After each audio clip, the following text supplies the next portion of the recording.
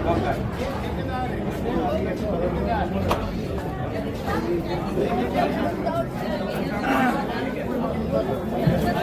अपना नाम बताइए और आज का जो कार्यक्रम यहाँ पे है उसके बारे में बताइए। मेरा नाम राणा पूरी सिंह, मैं प्रयोग करने वाला हूँ। डोडा सामने पार हमारा इलाका पड़ता है। आज हम 19 दिसंबर 2092 को जो हमारे ठाकुर संतोष जी, एडवोकेट संतोष जी यहाँ पर शहीद किए गए थे एंटी नेशनल एलिमेंट्स द्वारा, और उसकी याद में हम यहाँ पर आज एकत्रित हुए थे और उनको श्रद्धांजलि दे रहे थे। ये डोडा की हिस्ट्री में आज के दिन काले अक्षरों से लिखा गया है, तो एक हमारे नेता जो हमारी कौम के लिए लड़ रहे थे, जो हिंदुस्तान के लिए लड़ रहे थे, उनको एक साजिश द्वारा एंटी नेशनल लोगों ने, मिलिटेंट्स ने उनको शहीद किया और हमसे जुदा किया।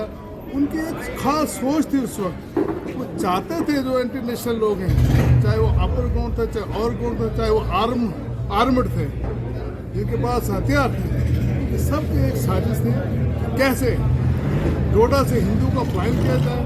यहाँ के जो सकर्ता नेता थे हिंदू के, उनको एलिमिनेट करें, चाहे वो डोडा में किए, किश्तवाड़ में किए, रामबन में किए, भद्रवाह में किए, बारी बारी हर जगह पर उन्होंने एलिमिनेशन की हमारे नेताओं की।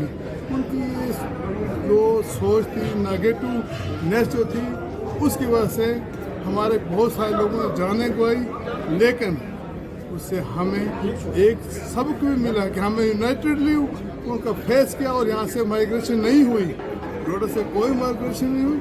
लेकिन वो दिन याद करने के लिए वो श्रद्धांजलि हम आज दे रहे थे। हम ठाकुर संतोष जी को ये अमर रहे का नारा लगाते हैं और ये हमारा आज का कार्यक्रम था। जय हिंद, जय भारत।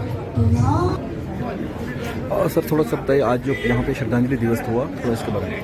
जी, आज मैं आपको बताता चलूँ कि जिस प्रकार अखंड भारत के टुकड़े किए गए थे, ठीक उसी रणनीति के तहत 90s में भी आतंकवादियों ने एक ऐसा मिशन लेके चले जो यहाँ हमारे हिंदुस्तान जो देश नया बना था उसके भी टुकड़े करने जा रहे थे।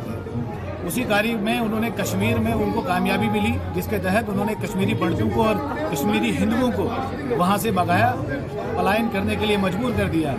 जब उन्हें वहाँ कामयाबी मिली तो ठीक उन्होंने यहाँ डोडा जिला के लिए रुख किया।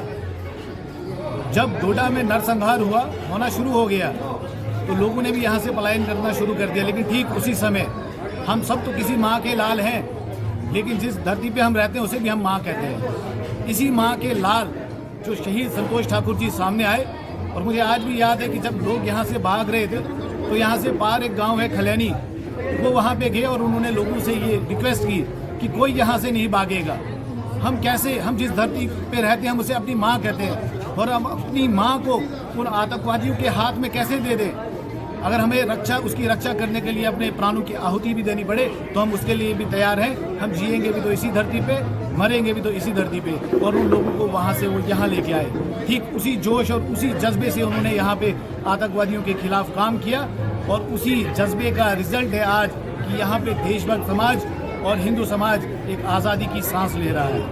अगर आज हम यहाँ पे इस शांत वातावरण में जी रहे हैं, अपने परिवार के साथ जी रहे हैं, तो ये क्रेडिट जो है ठाकुर संतोष जी को जाता है।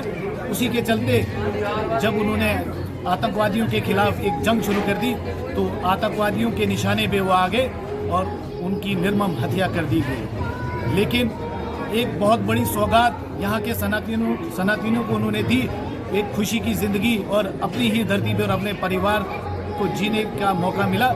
लेकिन जब खुशियाँ आती है तो एक गम का भी साथ में एक माहौल आता है, और वही गम ठीक आज ही के दिन 1992 उनकी निर्मम हत्या कर दी गई। कुछ आतंकवादियों को उसमें पकड़ा भी गया, लेकिन कुछ आतंकवादियों को तब बचाने का काम किया गया, क्योंकि तब का जो पॉलिटिकल सिनेरियो था, तब के जो पॉलिटिकल लीडर्स थे, उन्होंने अपने राजपाट को बचाने के लिए उन आतंकवादियों को बचाया गया।